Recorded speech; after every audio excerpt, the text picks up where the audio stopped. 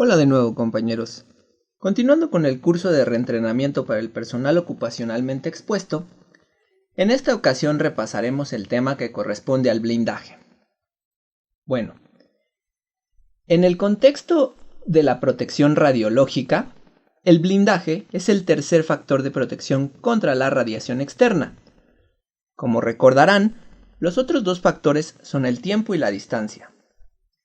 En el caso del tiempo, sabemos que cuando menos es el tiempo que se está cerca de una fuente de radiación, la dosis recibida va a ser menor.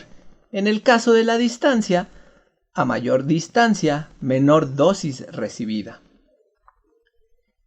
El blindaje consiste en interponer entre la fuente de radiación ionizante y el individuo expuesto a esta suficiente material para absorber la radiación, o en su caso, atenuarla hasta un valor aceptable. El principal objetivo de un blindaje es la reducción en la tasa de dosis, lo que se puede conseguir de distintas maneras. Ya sea por reducción de la actividad de la fuente, por el mismo decaimiento radioactivo, o porque de alguna manera se remueva material radioactivo de la fuente. También es posible que haya una reducción en la tasa de dosis al aumentar la distancia entre el individuo y la fuente de radiación, pues hay que recordar que la variación de la exposición sigue una ley del inverso cuadrado de la distancia bajo ciertas condiciones. Y finalmente, la tasa de dosis también se podrá ver reducida si existe un blindaje entre las personas expuestas y la fuente de radiación. Dependiendo el tipo de radiación a la que el individuo se verá expuesto, será el tipo de blindaje necesario. Las fuentes emisoras de partículas alfa no representan ningún riesgo de irradiación externa cuando se trata de fuentes selladas, mientras éstas no pierdan su hermeticidad, ya que las partículas alfa más energéticas se pueden detener con una hoja de papel o 20 centímetros de aire. Las partículas beta sí representan riesgo, aunque es relativamente bajo. El riesgo que se presenta al blindar estas fuentes está en la radiación de frenado, o también conocida como Bremsstrahlung. Cuando se utilizan materiales densos, parte de la energía cinética de las partículas se va a transformar en rayos X, y por ello es que se utilizan materiales de baja densidad como blindajes. En este caso puede ser la madera, el plástico o el vidrio.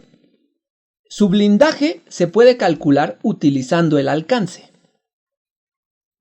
La radiación gamma, al no ser del tipo corpuscular como la alfa o beta, puede ser absorbida por el material, atenuándose en forma exponencial sin llegar a ser absorbida completamente. La ecuación 1 es la expresión matemática que representa su atenuación, donde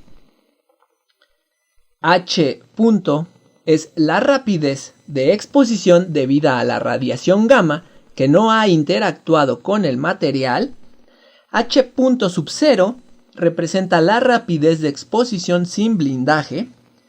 Mu es el coeficiente de atenuación lineal y X es el espesor del material del blindaje. El valor de mu depende del tipo y energía de la radiación, así como del tipo de material utilizado como blindaje. Sus unidades son centímetros a la -1. En algunos casos, se acostumbra a expresar el espesor del material en términos de la densidad, llamándole espesor másico, cuyas unidades son miligramos sobre centímetro cuadrado. Otra forma simplificada de obtener el espesor de un blindaje es mediante el uso de la capa hemirreductora, que corresponde al espesor de un determinado material que atenúa la rapidez de exposición en un punto de interés a la mitad de su valor original. En la ecuación 1, cuando el cociente entre la rapidez de exposición debida a la radiación que no ha interactuado y la rapidez de exposición sin el blindaje es igual a 1/2, el valor del espesor del material de blindaje es la capa hemirreductora. La ecuación 1 se cumple si los haces están colimados. Cuando la fuente de radiación presenta un haz ancho, además de la absorción y transmisión, se presenta radiación dispersa. Con el propósito de tener en cuenta esta radiación y poder evaluar su contribución, la ecuación 1 se modifica, añadiendo un factor de acumulación, también denominado Boiled-up factor, etiquetado con la letra B, cuyo valor depende de la energía de la radiación incidente, del material utilizado como blindaje y su espesor. El factor es adimensional y representa el incremento en la rapidez de exposición debido a la radiación dispersa. Su valor se determina experimentalmente para cada material, espesor y geometría del blindaje, y además cada energía de radiación. Cuando una práctica está justificada y se han estimado los sistemas de protección para respetar los límites individuales, entonces es necesario optimizar estos sistemas de blindaje. Para ello, se consideran los costos del medio de protección y los costos del detrimento radiológico resultante de la práctica. La suma de ambos costos deberá ser un mínimo. Asimismo, se debe satisfacer que el espesor del blindaje sea mayor que el espesor del blindaje para que se cumplan con los límites de dosis. El coeficiente de atenuación másico también depende del tipo y energía de la radiación, así como del material utilizado como blindaje. La siguiente tabla muestra los valores obtenidos empíricamente para un mismo material a diferentes valores de energía. En la segunda columna, la energía fue de 0.66 megaelectronvolts, mientras que en la tercera fue de 1.25 megaelectronvolts. Podemos ver materiales, por ejemplo, como el aire, el agua, el aluminio, plomo, fierro, cemento, y la variación dependiendo de la cantidad de energía. Existen factores que afectan el blindaje. Entre los que podemos listar se encuentran 4. El primero es el límite de dosis equivalente efectiva, etiquetado con la letra H sub E. El segundo es el factor de ocupación, denominado con la letra T mayúscula. El tercero, el factor de uso, etiquetado con la letra U. Y finalmente la carga de trabajo, etiquetada con la letra W.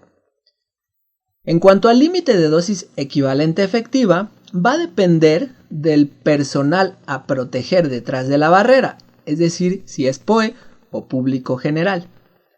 En cuanto al factor de ocupación, corresponde a la fracción del tiempo que, ya sea el POE o el público, permanecen en áreas protegidas con respecto al tiempo total de uso del equipo que genere la radiación. El factor de uso es la fracción de tiempo total de operación del equipo durante el cual un haz se va a dirigir hacia una barrera particular. Y finalmente la carga de trabajo se define como el producto de la corriente del tubo de rayos X en unidades de miliamperes multiplicado por el tiempo que el tubo de rayos X se energiza en unidades de miliamperes por minuto entre semana. En cuanto al límite de dosis equivalente efectiva, los límites semanales van a estar dados en unidades de milisieverts y varían, como se mencionó anteriormente, si es POE o público en general. También se pueden tener las consideraciones si se aplica la NOM 156 de 1996 o el criterio ALARA. Como se puede ver, es menor el límite de dosis utilizando la filosofía ALARA que utilizando la NOM 156. Se va a utilizar el valor del POE en zonas controladas y el valor para el público en zonas que no sean controladas. Se deben priorizar en este caso los límites de dosis más pequeños, como es el caso de la filosofía ALARA. Para el factor de ocupación, dependiendo de las zonas, es el valor que va a tomar. Por ejemplo, para áreas de trabajo, laboratorios, oficinas, despachos, talleres, tiendas, consejerías, zonas de recepción, pasillos anchos, cuartos oscuros, viviendas, zonas infantiles, etc., la ocupación es total y el factor toma un valor de 1. En el caso de pasillos estrechos, salas de espera, estacionamientos, elevadores con un operador, sanitarios, vestidores, la ocupación es parcial y el factor es igual a 1/4. Si estamos considerando exteriores, cuartos de aseo, escaleras o elevadores automáticos, la ocupación es ocasional y el valor es de 1/6. Los valores señalados en esta tabla son para el público en general. En el caso del personal ocupacionalmente expuesto, siempre tiene un factor de ocupación de 1. En el caso del factor de uso, depende del tipo de barrera. Por ejemplo, si son pisos o son barreras primarias o secundarias.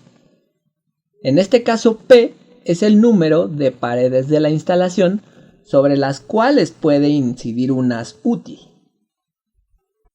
Y finalmente, para la carga de trabajo, depende del tipo de estudio que se esté realizando, si es radiografía convencional, mamografía o fluoroscopía.